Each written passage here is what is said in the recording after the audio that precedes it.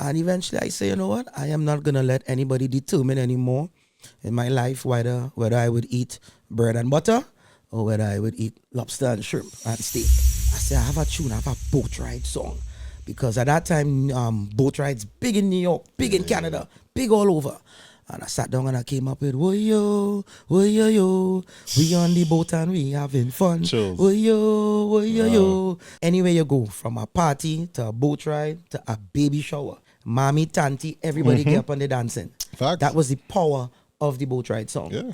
But for some reason, when promoters called us to perform, at that time, they were offering us as local artists $300 and $400, but then bringing the foreign acts from Trinidad at the time and paying them thousands. And eventually I say, you know what? I am not going to let anybody determine anymore in my life whether I would eat bread and butter or whether I would eat lobster and shrimp and steak. So I started to promote my own events. From the first boat ride I did, the first one probably broke even. By the second boat ride, boom, I made $10,000. So then I was like, okay, $300, $10,000. I was like, all right. That's kind of how it goes in this industry. It was a no-brainer for me. What's up, y'all? It's your boy DJ Busby, and from the time you hear the voice, you know it's only up from here. And today, ladies and gentlemen, we're hopping on the boat. We have one of the men in Soca that have sang one of the anthems for boat rides, you know.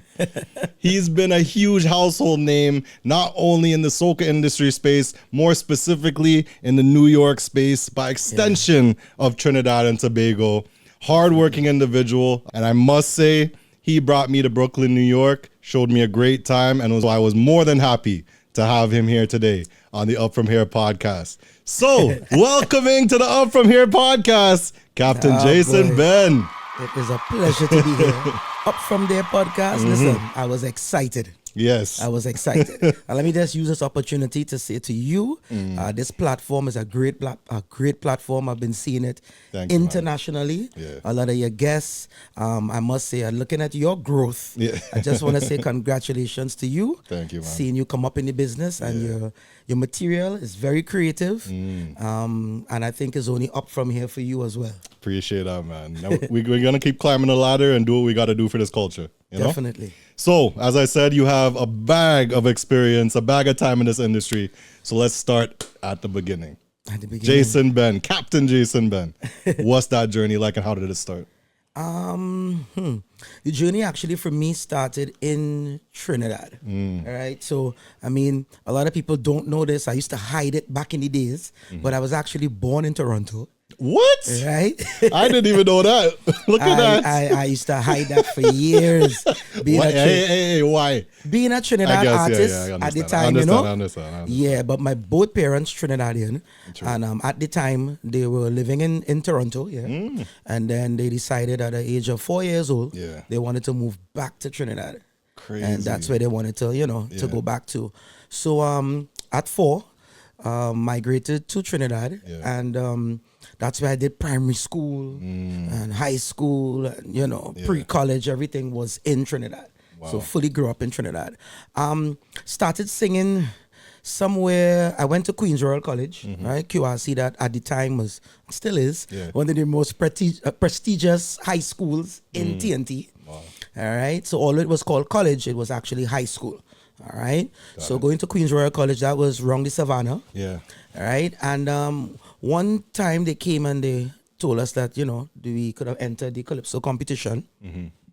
And I wrote a Calypso for the competition. And the day of the competition, I chickened out, did not go to school, was not there for the competition. I got cold feet. Oh, man. Literally got cold feet. Yeah.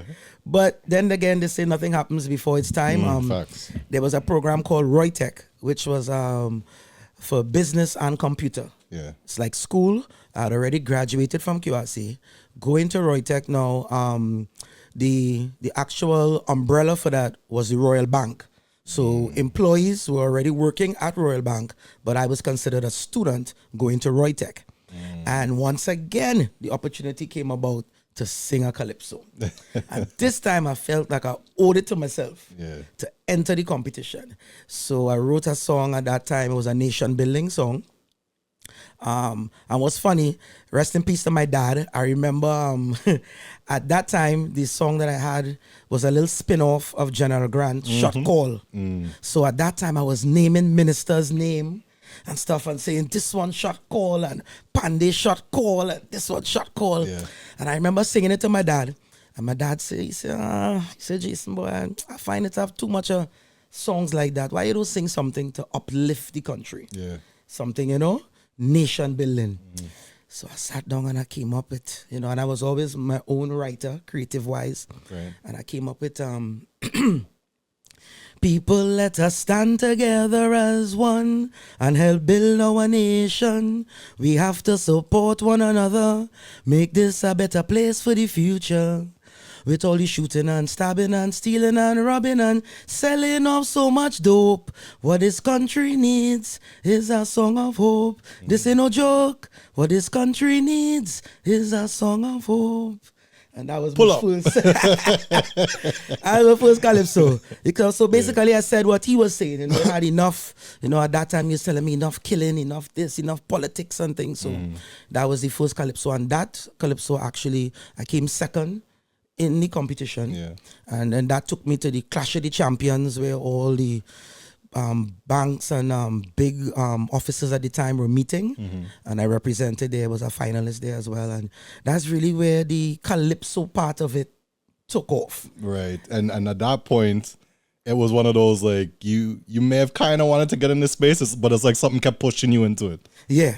Definitely. That's amazing. And to hear you had those opportunities and you still said, something telling me to go in that space, and you took ownership of it and rode with it. One thing I love though, Toronto based, crazy. Like Toronto born, sorry. So that's one. Then you have Trinidad, and we talked about New York. So that means you could stamp your passport. How many passports do you have? 3 passports. I have a Trinidad passport, a Canadian passport, and a US passport. Well, Papa. So after growing up in Trinidad, eventually I moved to New York because the thing is, I continued along the Calypso scene. All right. What I did was I started to enter a lot of the competition in the various areas. Right. And I ain't gonna lie, I mean, I was good. I was good. We could hear it. I won the Calypso Monarch in Arima. I won in Sawa. I won in Santa Cruz. You know, at that time, So how many in total? I was beaten. I won about 5 titles then. Wow. I was the NCC most promising Calypsonian. Sang in Stars of Tomorrow, Young Kings. So you didn't just start with the boat ride anthem. Yeah, that's the thing. People don't know. You have to come here and tell the history. Where you come from. Yeah, that's how far back, you know. And look at all that. Yeah, and some people these days would probably know you from your most recent song. That's the Not thing. Knowing you have all of that history. Definitely. So from the Calypso now, the thing was, what I noticed was after Carnival time, people like Sugar Aloes and Crow and these guys who were singing social commentary, they were just stuck in Trinidad until the next year. Yeah.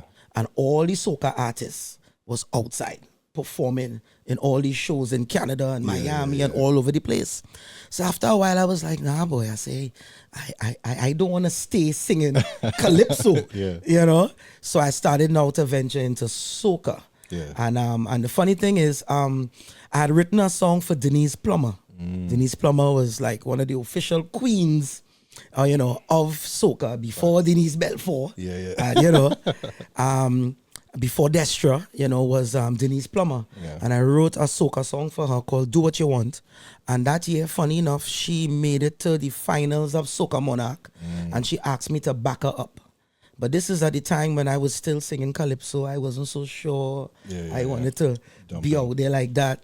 Man, I was there backing up Denise on the stage and seeing like 20,000 people, and we jumping and waving, and after I get a taste of that, that was my decision that but I want to sing soca. You ain't singing Calypso no more. Well, I mean, as I would have mentioned earlier, you have one of the anthems in soca now. Right. So where that was concerned, I already did all the school tours in Trinidad. The transition was good. I was getting airplay in Trinidad. not enough. I wasn't mainstream yet. Still dealing with the whole politics of not being played on the radio and stuff like that. Yet everywhere I go to perform, I was mashing up. When I go on the school tour alongside Maximus Dan, who is now MX Prime, right? Precious and a lot of them at the time, even Bungie. We used to be on the school tour together. And I would be one of the artists that did not have a song playing on the radio. Yet at the end of the school tour, when we coming down the road in the maxi, because we would go to all different parts of Trinidad, and they would have an award or they would be talking about who mash up the most. And 9 out of 10 times, they telling me, yo, Jason Benn mash up the most. And this was with songs that the people didn't even know. So just my performance and my aura on stage and stuff, you know, getting the crowd to do things that, you know. You feel like you just naturally had it? Yeah. I would definitely say that. I became I became a natural performer. So, you know, for me, after being frustrated in Trinidad for a while, I remember getting the opportunity to come to New York. And I just left Trinidad and moved to New York and never looked back, you know. So did you feel like there was more opportunity for you than that space? Yes, as a matter of fact, when I did move to New York, I used to still come back and forth to Trinidad for Carnival, hoping for this big hit, hoping for it. It just wasn't happening. And then one year in the middle of Carnival, I was real frustrated. And I remember, I said, look, you know what? Forget Trinidad. That is it for me. I just want a song now for when I go back to New York, to mash up in New York, and for the rest of North America, me ain't studying Trinidad no more. So I literally sat down in Carnival weekend. And I remember I was friends with a guy at that time, CJ. I remember calling CJ and say, CJ, what do you think about this tune? I said, I have a tune, I have a boat ride song. Because at that time, boat rides big in New York, big in Canada, big all over.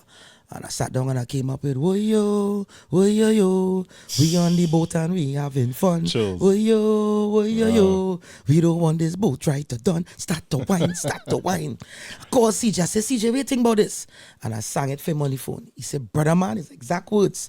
He said, brother man, that is a hit. Facts. He said, that is a hit.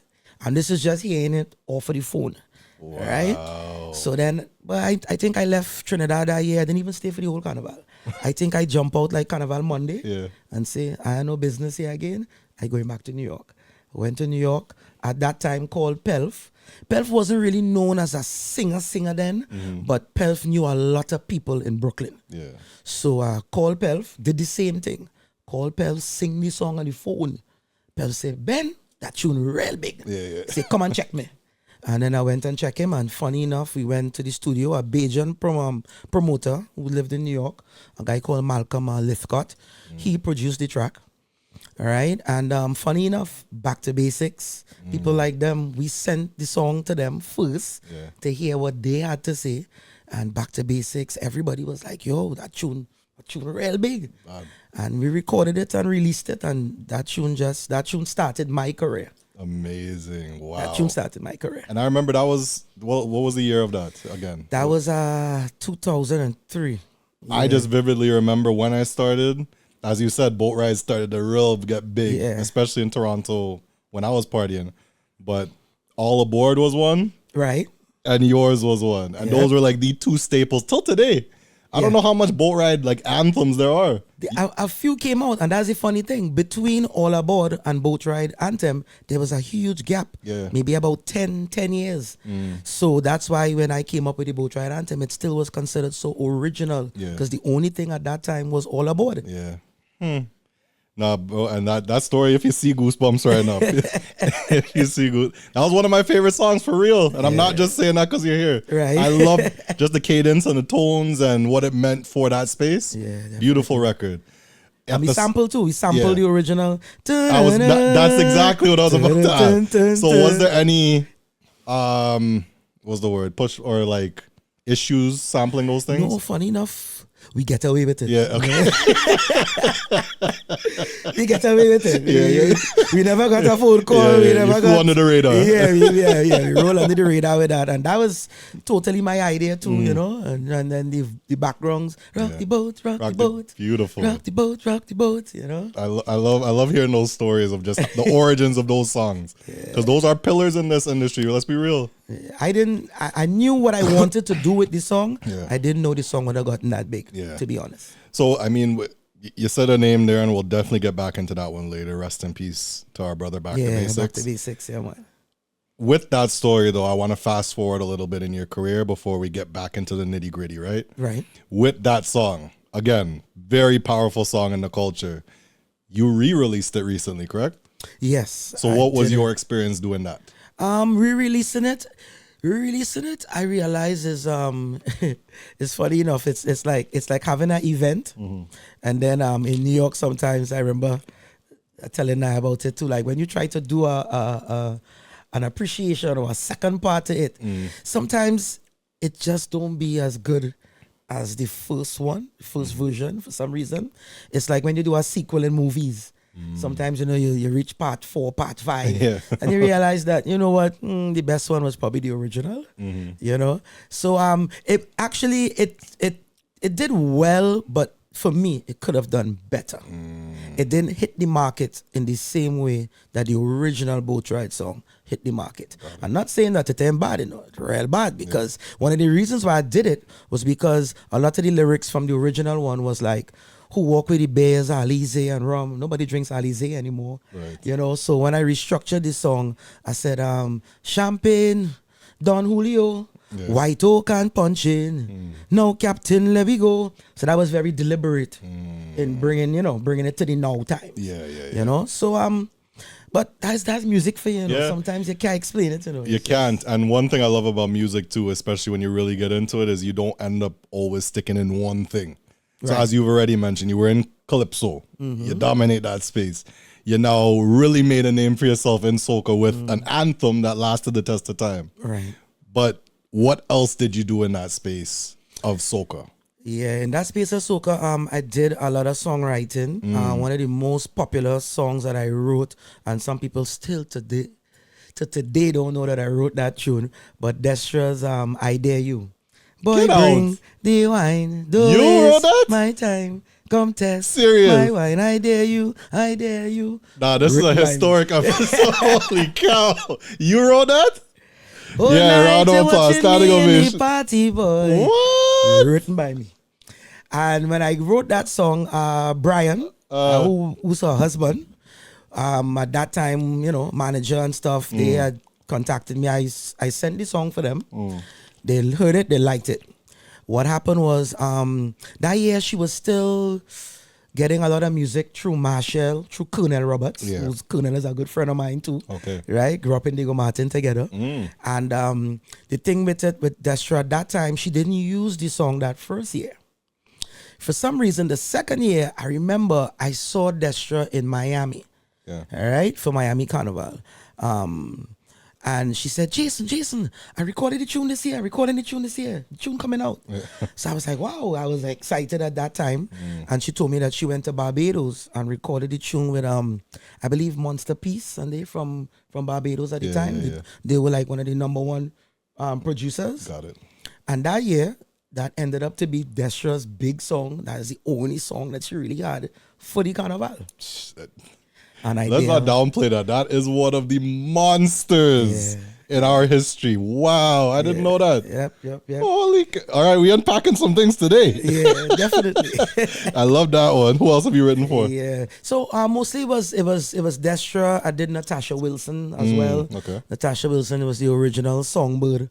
Marshall was Marshall, and the queen was Natasha Wilson. Okay. When she had sweet tea and tea, as Natasha, so I wrote a tune for Natasha.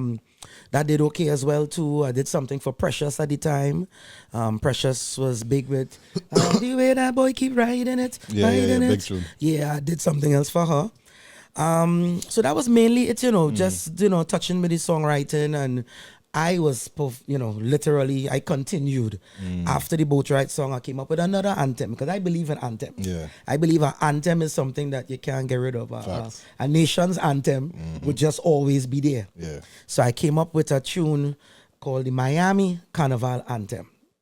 Once again, back to basics. I remember I had a tune, I constructed it. At that time, everybody going Miami for Miami Carnival. Yeah. Miami is big. Once again, the biggest Miami tune was Roots Man in Miami. big gap Yeah. between that. No other anthems for Miami since that.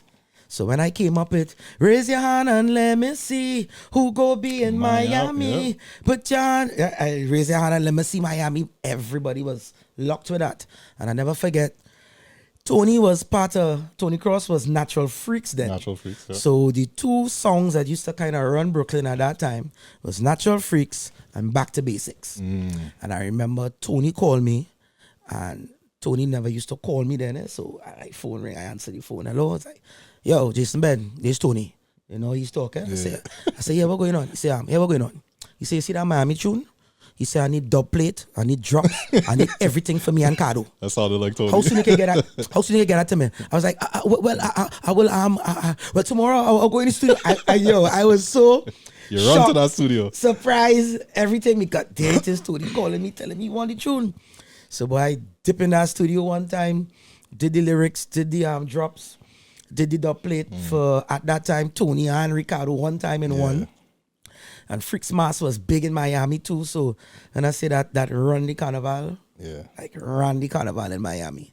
To kind of sidetrack or pivot off that conversation, how important do you think the DJs are in this space? Because I hear the excitement of these big DJs now calling, have to go and do this and that. Yeah. How big do you say like that space is for getting the music out there? Very, very important. Yeah. I mean, at the end of the day, DJs are important, all right? At the end of the day, we could have a tune. When we go in the studio, you know, honestly, we think everything is a hit. When we go in the studio, everything sounds When nice. you're in studio, the speakers are sounding pristine and that bass is kicking nice. Yeah, we, you know, in our mind it's a hit. Yeah. And don't get me wrong, sometimes a lot of songs come from the studio and they are very good and possibly are hits. Yeah. But then guess what? Those DJs are the ones that have to play it first. Facts. So that everybody could hear it. So DJs is very, very important. Oh, yeah. And, you know, if you knew a couple big DJs that you could send it to and say, hey, listen to this. And if a DJ tell you, yeah, you're good to go, you already know, well, he's going to play it. And if a certain DJ of a certain stature starts playing your music, now the other ones start following. So that's why it's important that some of the big ones, you know, give you that push too. And that's how the industry works together. And that's how it works. So when it comes to songwriting, because I know you mentioned you wrote obviously your Calypsonian songs and your Soca hits. You wrote for Destra. That blew my mind because I didn't know that one. Yeah. and Natasha Wilson, you said? Yeah. When it comes to your following records, have you ever let anybody write for you? You know, funny enough, no, you know. No? I know. I don't know. I mean, it's something I considered. I remember this guy, DJ Spider, had sent something for me at time too, and I heard it. It was about something too. Both thing. It was good. It was nice. You know, I had a couple of people reach out to me with a couple ideas, but I don't know, when you are such a creative person yourself, it's kind of hard. And if I did take something from someone, I think I would probably need to tweak it myself. Yeah. You know, sometimes the melody, sometimes the lyrics. You know, you got to make a tune when you take a song from someone else. So I think I've never really been in a position, besides for Calypso. I remember when I just started singing Calypso, there was a Calypsonian called the Mighty Bomber in Trinidad at the time.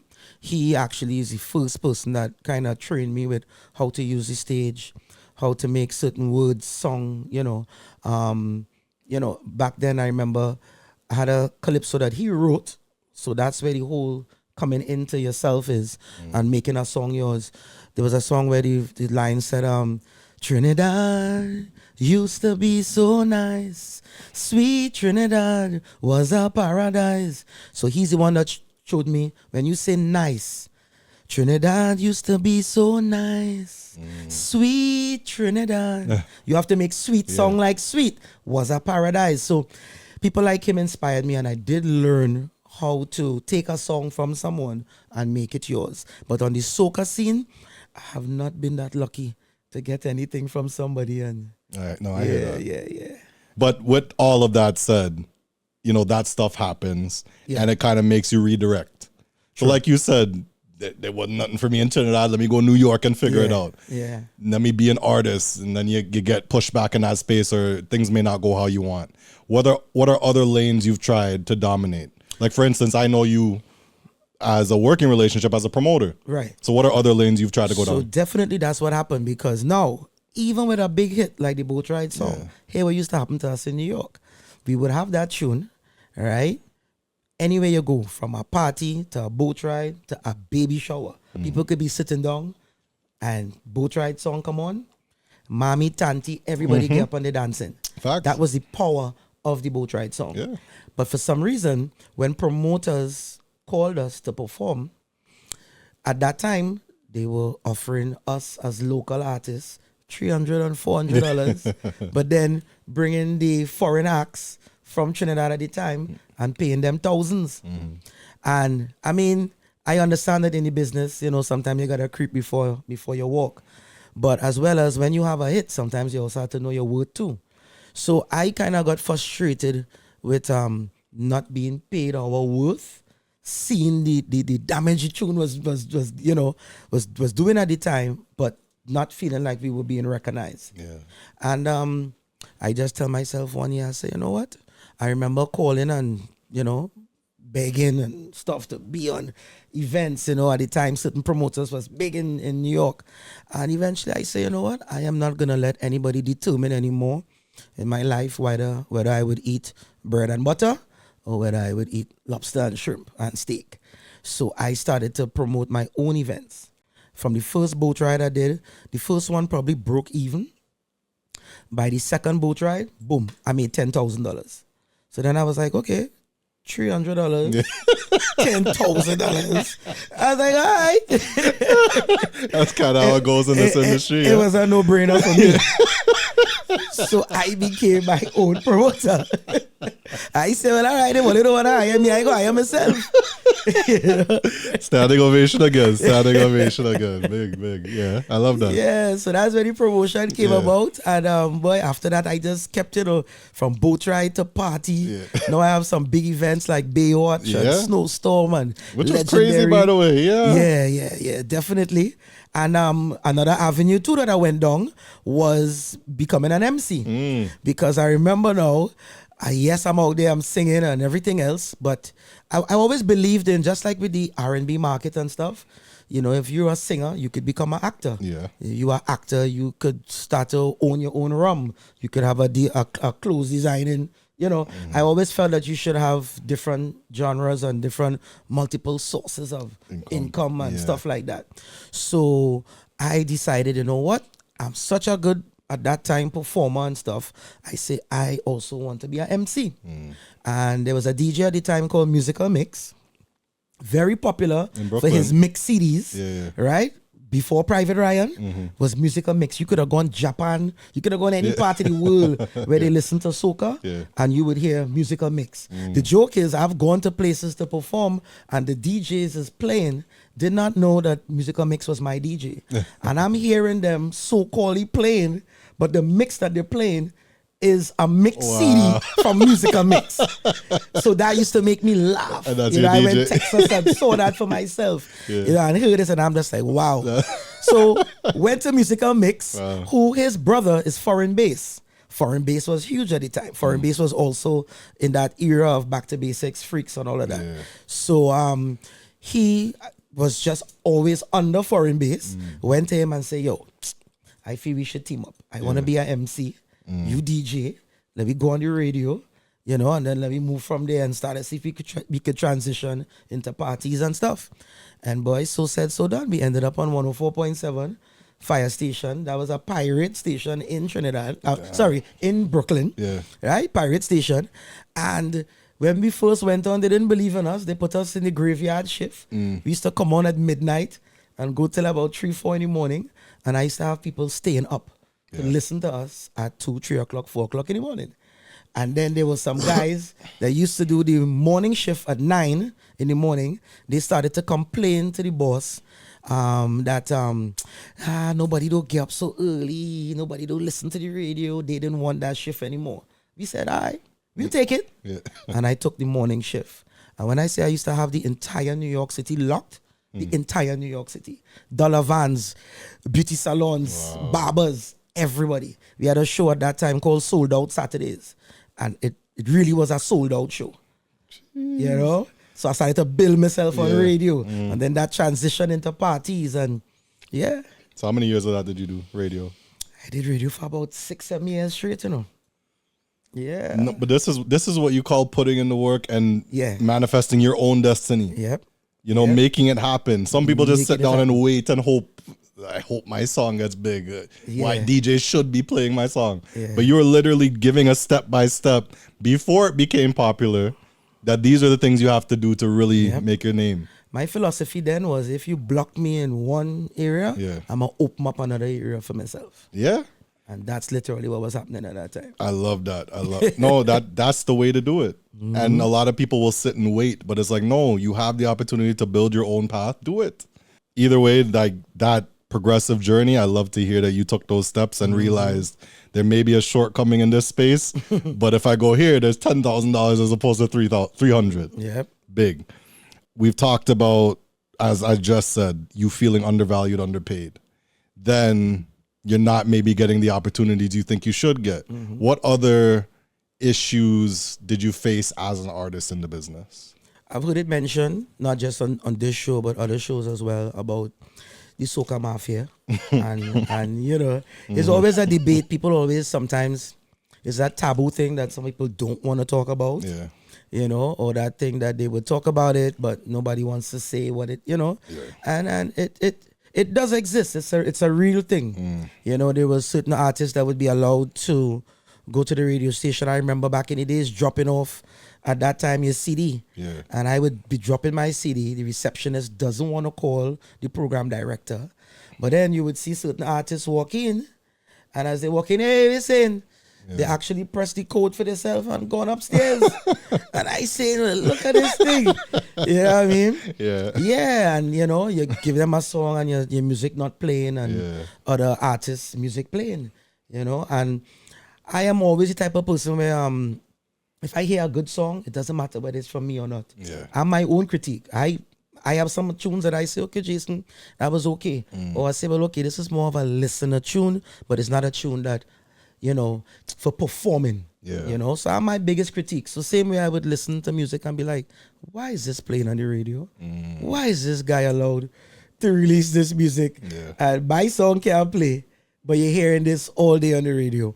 So, you know, it does exist. And at that time, that I think helped in many ways to, it does two things to you. One, it kills the industry to an extent, because I'm one of those that could tell you that there are a lot of very talented artists out of Trinidad and Tobago and other places in the world that talent-wise, vocally, and whether it's songwriting, performance and stuff, they're probably better than some of the ones that are at the top of the game right now. But it's just that they don't get that opportunity, you know?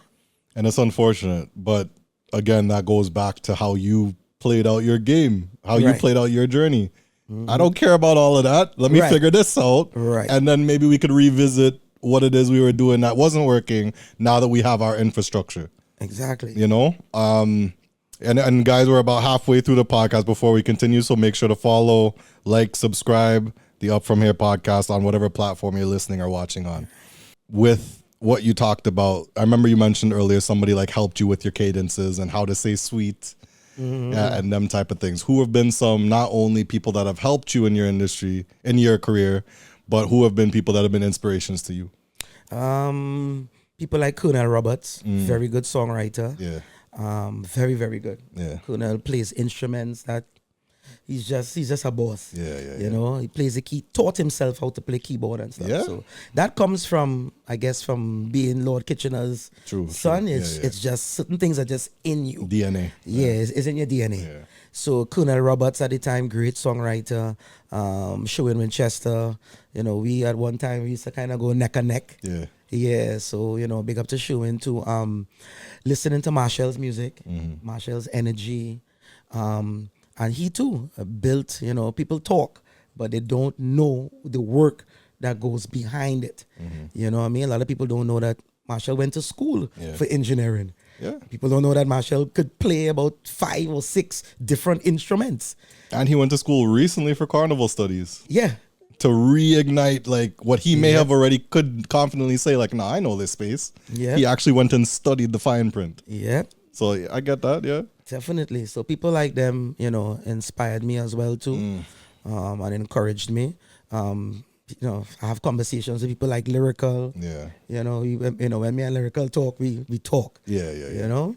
So yeah, definitely those people inspired. Even in that space, like you mentioned Lyrical, who's in that Brooklyn, New York space, who are some people that have also migrated from elsewhere, come into that New York space, and you may have a like-mindedness with? Is there any other people in that? Problem Child as well. Okay, yes. Yeah. He did his thing, being from New York as well.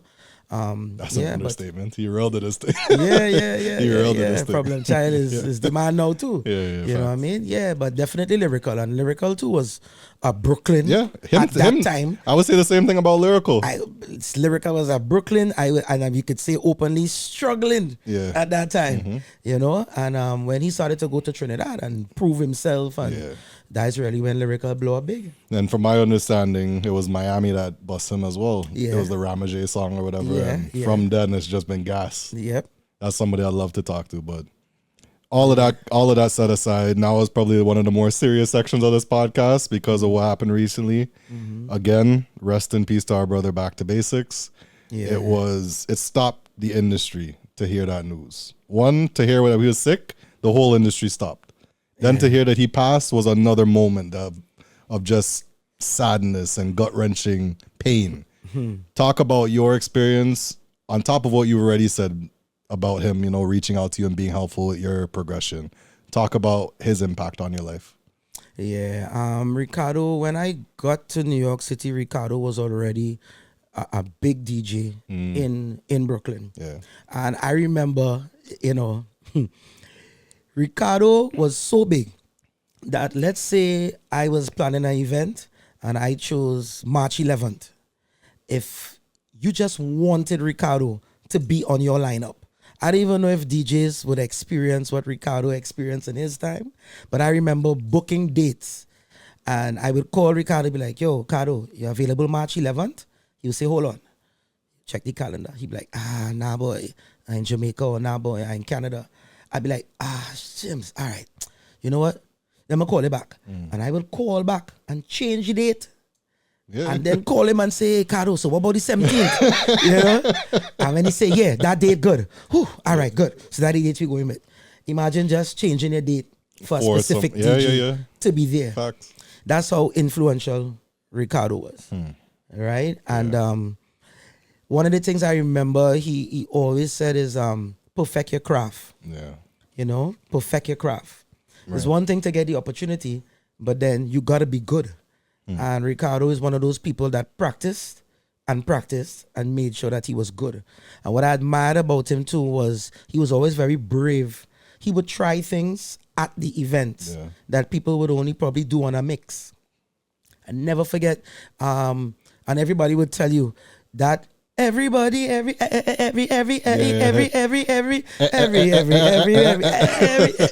that's Ricardo. And he would do that live. He would do that live. Also, I remember, I never forgot, there's another mix too that he did. There was time to get advantages, time to get advantages, time to get advantages. He would slow that right down. Time to get, and then you just hear putung putung pung pung pung. I want less. And he would just bring in, and he would do these things live. And he would not be scared that, the mix could go off. 9 out of 10 times, he would nail it. And if he did make a mistake, trust and believe, by the time he come back the next time, he's not making that mistake again. Oh, yeah. Ricardo was a boss, and his passion. Yeah. When you look at him play, you could tell people that do things not just for the money. When Ricardo realized he catch the crowd so, it's the way he would dance and walk around the stage with the mic, and his energy is, unmatched. Definitely. And he seemed like he was definitely somebody, as you said, like he had this X factor to him that set him apart from everybody. And it was something like you had to study it, but even when you study it, it's like I can't even explain what the hell this man just did and flatten the whole event. Yep. And it's not to discredit anybody else in the game, because everybody's monsters in their own right. Everybody has what they've done, and I'm not taking that away from them. But it was always something with him in particular I always gravitated towards. Always. And to continue with that point, as you would have mentioned earlier, without us even getting into a conversation about him, he would pick up the phone to call you to ask you, how could I help you? Or let's get this tune big. Send me the, I have recordings with Ricardo calling me and asking me ideas. And it's so funny, like when certain people call you to ask you what you think about something, it really means a lot. It tells you, one, that they think that your opinion is valid, and two, it shows you that they're so humble. That they could reach out to somebody else to hear, what you think about this. Yeah. So Ricardo would call me in between and ask me, certain ideas. And I would express certain things to him. Leave me a voice note. He's the kind of person, if you call him, he would answer his phone. Yeah. And if he did miss that call, he'll call you back. Eventually. No starboy thing with Ricardo. I think that's, and I know he's probably sang songs to an extent in his career. You've always hear like, when DJs reach a certain point, you must sing a song. But I feel like that was maybe one thing I would have really liked to see. We'd like to see him do it. With him with like a Billboard charts like Soca, that would have, flattened the place. But regardless what he did in that time, it can't be replicated. Yeah, it can't. And we all miss him like crazy, we bro. Miss him. We're gonna continue to miss him. What I like the energy of all the DJs, even some of the young DJs in Brooklyn. They have his drop, back to basics, and they continuously play it. Yeah, they are playing it every time they go out to play. Yeah. Even the international DJs like the Kevin Krong and the Rigo and them, anyway. Rigo especially. Yeah, they always honor him, in that way. Yeah. So, and that's very, very important. Yeah. No, and you see it, and a lot of these guys, you could see how much of an impact he had to them as well, on them as well, and not just an influence. Like everybody would always share sentiments that this guy would help us, or this guy was a guide, like a father figure to us. These type of things. So, God rest his soul, and that's amazing that he had that impact on your career and pushed you that much further. Definitely, guys. Rest in peace to Ricardo. So, flipping things now back to the events, because we talked about the fact that you started your own boat rides, you started your own Baywatch events, and things have started to really grow. Because I came to your thing was ram, and that's probably one of the smaller parties you did. That's exactly. Baywatch used to be even bigger. Yeah, I could really imagine after seeing that. Yeah. But with all that said, have you taken that game of doing events outside of your home? Have you done? Yeah, I had tried doing 1 or 2 events in Trinidad. I just found the Trinidad market was a little saturated, especially Carnival time. I don't think that's changing.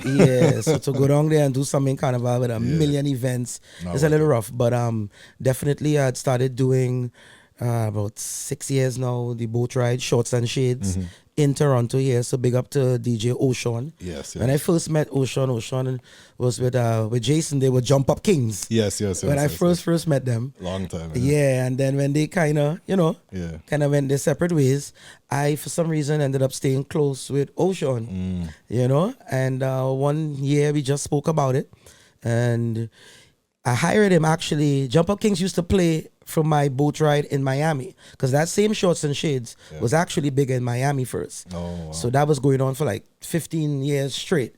So some of the early Miami Shorts and Shades, Jump Up Kings was there. So when Ocean and I continued with the relationship, and 1 year he said, look, let's bring it to Toronto. So he decided to bring it to Toronto. And from that first year, it sold out. Yeah. It sold out. Wow. And then we just kept doing it every year for about the last 6 years. So big respect to DJ Ocean as well. Let's call him my Toronto brother. Yeah. Brother from another mother. Yeah. Big up Ocean. Yeah, big up Ocean. And clearly you've dominated that space and what you've curated. Definitely. You've built some events that are like, it turns heads. Yeah. I mean, and still our work to do, Sometime every time you tell yourself, I'll go retire. Yeah. Tired of this. Something gives you that push back into. Yeah, something gives you that push. Even with music. Yeah. Like I would say, I'm done. Yeah. But then there's always that idea or that melody will come to you. Like, even when I came up with that tune did so well for me for this summer. I think a lot of people were surprised. They probably didn't know for some reason that I had that in me. Yeah. I don't know why not, because I see that to be, creativity is creativity.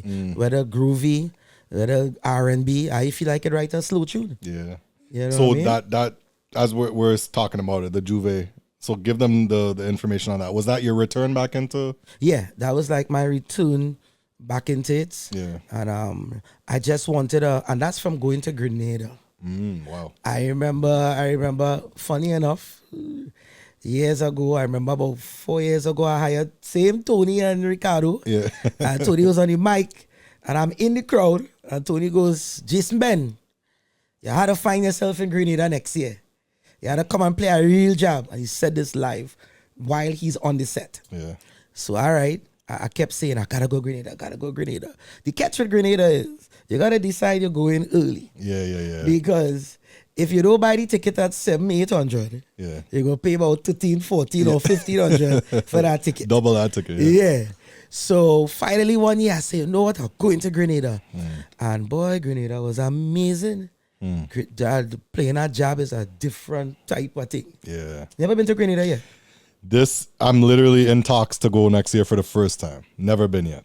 Trust me, you're gonna enjoy it. I can't wait. The experience, the vibes, just seeing how people respond to the job, and it's different. It's real different. So I keep hearing. It's real different. 26. So that was your so when influence. I experienced the influence, I went to Grenada twice, back to back. Okay. And so this year, I was just, I can't remember what brought about the idea, but I remember too, in New York, Juve Fets, just like your own, right? A lot of Juve Fets, like back to back in the summer. So once again, remember I tell you, I believe in anthems. So Dirty Fet was Dirty Fet / or in brackets, the Juve anthem. Yeah, I do. Right? So we back to anthems Yeah, we again. back, yeah. So I came up with the, Juve, Yeah. Dirty King, Yeah. And I think that, that just took off. All I want to see is paint and powder, water. Now that build up his boss. Yeah. That build up his boss, for real. So that just trickled down. After that, it was from Mesfet to my first job to Muksha. Shout out to GB, God bless. Yeah. Another influential guy in the business too. Because I used to do mass as well too. Okay. So that's another. Forget about. Go ahead. I forget about all these different things, bro. Yeah. So I did mass for years. Yeah. I started off with Sesame Flyers, Yeah. who was at that time the biggest band in Brooklyn. Okay. Then over the years, Freaks Mass. And then so I did sections with Freaks. I was actually a co-costume designer and owner of a section, Elite Mass Designs. So from Freaks Mass now went into Ramage. And when I went into Ramage, that relationship with me and GB, GB and I went primary school together. So the minute he realized I was looking to come across to Ramage, he called the boss ladies and he said, oh, there's my childhood friend here. Yeah. We had to bring him in. Nice. So I took Elite Mass. So you got the passcode to go upstairs. Yeah. On a Brooklyn level. Yeah. So definitely, So that so I don't know, boy. Just the music part of it. He does Muksha. Yeah. So GB, I had to be on Muksha this year. All right, Jason Benn, you don't know. Yeah. So boy, just back to back Juve Fets, and everywhere I went, just mash up. I did BRT weekend as well too. Yeah. Mash up. You do Toronto too. I get to be on a Busby Juve, which is a big Juve. And how was it?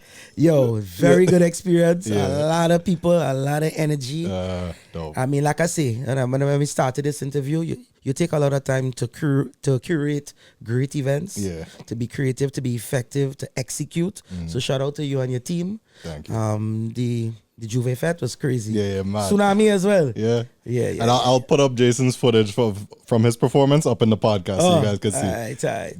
But bro, it was vibes. It was a pleasure having you, especially again because we worked together. You put me on your thing, and it was a pleasure to have you in my space. Yeah, definitely. Not only on the big stage, but here too. Yeah. Because that big space, as nice as it is, it reaches those 1,700 people that day, and they leave maybe with a memory. But this podcast lives forever, and it touches the world, so everybody could hear your story. True. That's another reason too why I continued singing music as well, because I told myself music is creating a legacy and making music live on. Every time I hear a black song, I think of blacks. Every time I hear a shadow, I think a shadow. When I think of the biggest, for me, one of the biggest old school soca tunes is Lauren. Yeah. When I hear Lauren, I think of Explainer. You know, so, you know, even after you pass and you go and you leave this, you know, this life era, your music lives on. Absolutely. So I'm going to keep singing, keep coming up with hits, you know, keep songwriting and, you know, and leave a legacy. And before we even get there, because to end this podcast, I really want to get into where you're going to go, like what your mind is in terms of the rest of your career.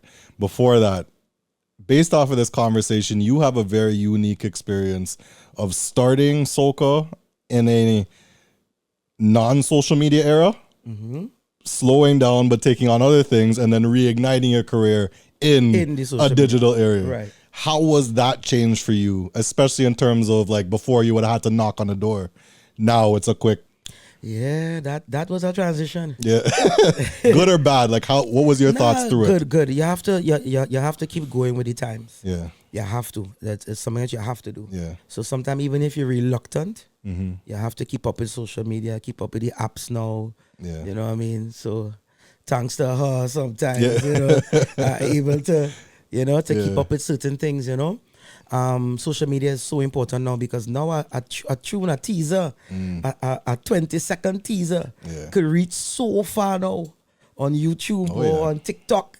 So yeah, it was a transition, but I would like to say it makes the business easier. Yeah. Now the market open up. So now guess what? Now the DJ that respectfully I would have had to depend on, let's say 15 years ago, now if you could create that demand on social media, now sometimes those same DJs now kind of have no choice but to jump in now and start playing your tune. I mean, look at Dansa. Yeah. Dansa is so international now, right? I mean, you know, Klassik probably didn't even know it would have gotten that big. Bro, so like, and even to take it to that, to take it to that, Klassik was sitting literally in that seat. Wow. A year before Dansa came out. Saying all of the type of things you're saying, like, I don't know what I'm going to do. I hate the Soca, like those type of things. Wow, you see? But what makes his story so special is that Trinidad Carnival happened. Dansa was out. Nobody was thinking about it, playing it, because Trinidad was happening. The moment Trinidad Carnival ended and in a couple weeks, months passed, biggest thing on the planet. Biggest thing. As a matter of fact, he gives me a lot of credit too because I was the first person in Brooklyn to get to hire him with Dansa. Wow. Yeah, so he was on a party I did called First Jab. Yeah. First Jab Juve. And I've actually heard him say it publicly. Shout out to Jason Benn. That was my first booking with Dansa. Look at that. So and that's amazing to see too. Y'all who both have had your individual pull downs or strains are able to come together, help each other, and do something special. You know, big up Klassik. That song is a monster in its own right. So to end, Jason Benn, before we end, is there anything else we're missing? Because you can't come here with stories like I dare you.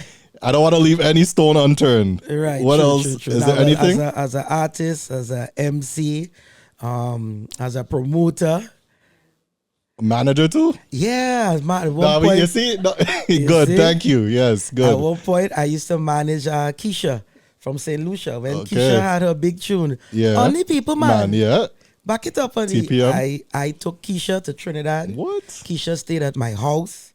Took her to interviews all over Trinidad. We had a schedule before we even got to Trinidad. Wow. Right? I literally made certain links and got her interviews on 96.1, Boom, and we had a whole schedule. Took her to Trinidad, took her around to all the performances that she had until I had to leave her in Trinidad with my mom and come back up to New York.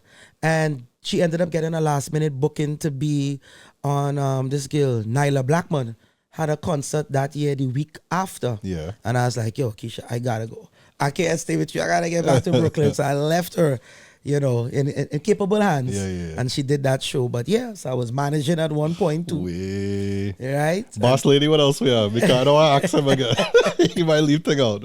Manager, anything else? So as a costume designer, section leader. Yeah, we got that. And so we talking about, literally about 8 things now. And I own my own restaurant in Brooklyn. 9 things? Yeah, I was able to it was a dream of mine to own a restaurant. Yeah. I always wanted to. I didn't want to be that artist or that promoter that at the end of it all, you kind of have nothing to show for it. Yeah. So I always wanted to do something big, you know, and I got the opportunity to buy the restaurant. Yeah. So I opened the restaurant. It's called Alo. It's on Flatbush, 2112 Flatbush Avenue in Brooklyn. Yeah. So, you know, I've been rocking with that for a while too, you know. Boy, that is a story of Wait, hold on, I forget. I have an event space too called Opulence. Opulence. So that's 10 now. Yeah. We are things. No, but that is a story of resilience. It's a story that you won't quit, and you're bound to make a name, no matter what it's in, and it could all come together at the end of the day. That's the most beautiful part. That's it. For me, it will come together. Yeah. You know, and then I'm ready again. I'm ready to leave out certain things that may not be working. Yeah. And get into something else. Yeah. And through all of that, was there a 9-to-5 attached to it, or did you solely focus on all of this? I did first start off with a 9-to-5, and then eventually, I always knew that I didn't want to be a 9-to-5 guy. Yeah. So I think that's where the drive of owning businesses and always having multiple sources of income came in. Yeah. You know, and then in between, I had to dive back into 9-to-5 too, because sometimes you do need that steady income. Yeah. You know, once that don't affect what you're doing on the side, and once what things you're doing on the side don't kind of affect that, you kind of have to find a way to blend it, to mesh everything together. So yeah. You know. So let's look at the next 5 to 10 years, right? What we have all of these things that you're now either dominating in or have curating or whatever the case is. You have all of these projects. What is your goal with those things? Like, where do you see yourself in that 10-year period from now? A very good question. I could tell people out there, it's not an easy transition. Yeah. It may sound easy. It's not. It's a lot of work, as you know. Yeah. People don't know the type of hours you put in, you know, in the back end. Yeah. Sometimes it messes up your relationship. Yeah. With your spouse, your relationship sometimes with your kids. Sometimes you can't give them all the time that they need and deserve. Yeah. And sometimes they don't, you know, like even my kids, right? Like, you know, they know, okay, yeah, they know daddy is popular, quote unquote, right? But at the end of the day, sometimes, you know, they just want daddy. Yeah. You know, and it's hard sometimes to separate, you know, being daddy from business. Yeah. Because sometimes to provide for all you, daddy gotta do business. Do business and be consumed with all of this. So I think that's the biggest separation. Knowing how to give time to your spouse, how to give time to, you know, to your kids and your family. Yeah. You know, but it's a hard transition balancing everything. For me, I just want to continue doing it. I want to be healthy first of all. Yeah. Because that is something that we're realizing now, that we're losing so much, you know, so much of ourselves in the industry. Of our people, you know. But besides that, just losing people. That's what I'm saying. Industry, like us as a people, we're losing so much of ourselves in the industry. People die because of it, and then you visualize that and realize, nah, I gotta do this for me. So the first thing is health. Yeah. And then I just believe, you know, you gotta keep a certain faith with God. Yeah. And no matter how struggle, sometimes I really just want to give up. Yeah. Because, you know, I mean, nobody goes on social media and says, you know, I'm depressed. You know, things ain't working out. The highlight reel. You know what I mean? Everybody just sees the limelight. Yeah. But it's difficult. It's very difficult, you know? So at times you're going to feel to give up. Yeah. So I just want to keep going. And I want to acquire more stuff. But most importantly, like, I have a lot of the young DJs in Brooklyn, they call me for advice. A lot of them look up to me.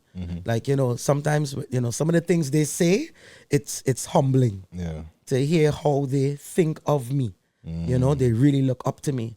So that's a great feeling. So I want to be able to continue doing that, doing things that even some of the younger promoters and younger DJs and stuff will be coming up saying, you know what, I want to follow in Jason Benn's path. You know, so I want to be an inspiration. So it means I have to continue with being successful. Yeah. So I want to grow. I want to do more events. I want to, believe it or not, I still want to go to certain areas, looking at doing an event in Grenada. Nice. You know, probably want to do something else in Toronto. Yeah. You know, and just, you know, start. I think next year I'm supposed to be doing something in Antigua. Okay. Antigua Carnival is a carnival that's growing now too. So I'm getting the opportunity to do something in Antigua. Beautiful. So and that falls the same weekend as mine. Not mine, but Carabana. Oh, I hope not, because Caribana already clashes with Crop Over. That's what it is. It's Crop Over, Antigua, and Toronto all in that same weekend. Yeah. Wow. The only thing that I heard, and we're right back here, but I heard it from Back to Basics. I went to visit him. Bro, first of all, before I even get there, I want to thank you, because me going to Brooklyn for your booking was my opportunity to go to the hospital to see Basics. Oh, okay. I saw him before that. The last time I saw him was Trinidad. I saw him in Brooklyn, and he told me that story about Antigua. So that same weekend is Antigua Carnival, but the weekend before is a T-shirt mass or something like that in Antigua. Yes, I heard T-shirt mass, and that's a huge thing apparently. Huge, yeah. So that's what he was telling me. Yeah. So I gotta find a way to make it work. Do Antigua, but still leave somebody in capable hands and run back. Yeah. Toronto, I can't leave out Toronto. Nah, can't leave out home. Yeah. Can't leave out Toronto. Can't leave out home. So really, to close this now, you have an amazing perspective on the soca industry because of how long you've been in it, because of how many things you've done and your ebbs and flows. Where do you see the future of soca? I continue to see soca growing. All I would like to see is we open up the doors for more youths. Yeah. I mean, nothing's wrong. Trust me, nothing's wrong with having the seasoned artists, right? That every year are giving us good music. Yeah, you need that. Right. We need that for the experience and everything. But I just feel like the market could open up a little bit more for some of the younger artists so that the business could really continue.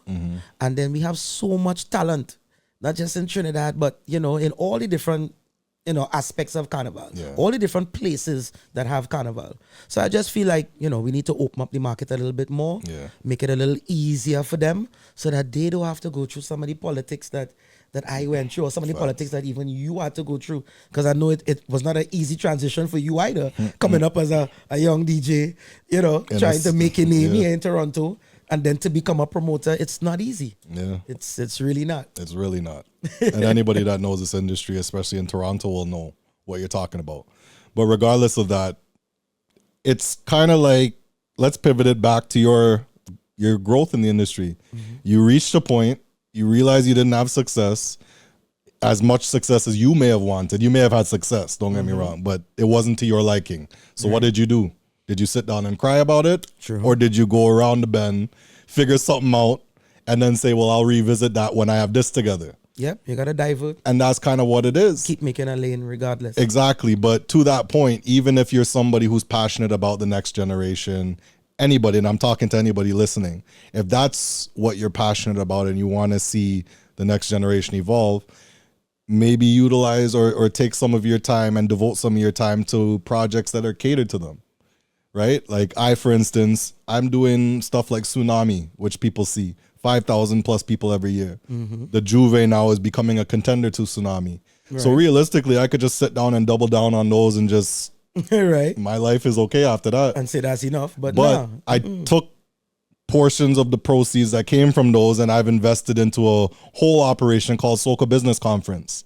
I saw that. And that's catered to the next generation. If you may not have access to the Jason Benn per se, right? You could now come to a business conference where I have you speaking on stage and they could hear your story, etc. You see this studio. This studio is not something that is not no cheap studio. Right.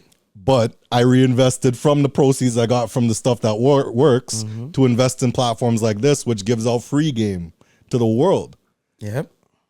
Many people are going to listen to your story and take in a list of bullet points that they could take for their career now. Yeah, definitely. So that's my encouragement to anybody, including yourself. I love what you're doing. Your story's been amazing.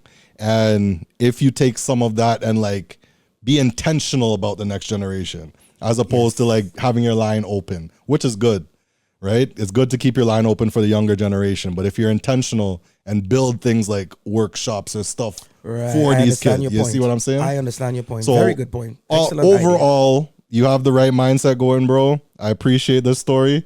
I was shocked by some, like goosebump shocked. That don't happen often. But you have an amazing story, bro. Keep it up. I love to hear that, you started and your mind is catered to anthems, and it kind of started there. Yeah. You started with this grander vision and then took that path and said, well, no, I could do that here too. Yeah. I could dominate here too. And you've made a name for yourself, bro. You're a household name in the soca industry, and it will be a pleasure to watch you continue to succeed. Definitely hoping for that. So once again, thank you to the viewers. This has been an amazing interview. Yeah, awesome, man. Last but not least, before we close out, where can they find you on socials? Social media at Captain J Benn. That's CAPTAIN JBENN. Just remember the Captain J Benn. Ben is 2 N's. Yeah. All right. So Captain J Benn is the easiest way to get me. I have the same phone number for about 20 years. So I can even give you guys my phone number. I have no problem with people calling me. 718-755-1796. Even if it's just to help out, whether it's for bookings, business ventures, we always up for something. Love it. You know them ones that change your number all the time. Them trouble. Yeah, no. I keep the same number. Yeah, me too. Jason, it's been my pleasure, my brother. Well. Yes, every time. I appreciate that. Thank you so much, guys. Make sure to follow him. Follow the Up From Here podcast. That's on SoundCloud, Spotify, and most importantly, the YouTube page. The YouTube page is where you can see everything and hear everything. But it's an experience, it's a show, and it's something for you guys to learn from our bosses in the industry. All right. Captain Jason Benn, I appreciate you. And people will check you on the next one. Peace. Nice.